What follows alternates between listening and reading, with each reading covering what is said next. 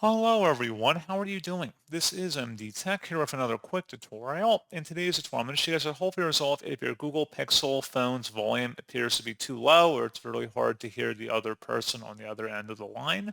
So if you want to basically just check your volume settings in today's tutorial, I'm going to show you guys how to do it. And without further ado, let's go ahead and jump right into it.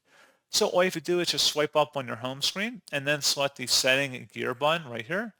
And then you want to go down to where it says sound and vibration, select that, and then call volume. You can make the call volume louder by dragging it to the right. Conversely, you could drag it to the left to make it quieter.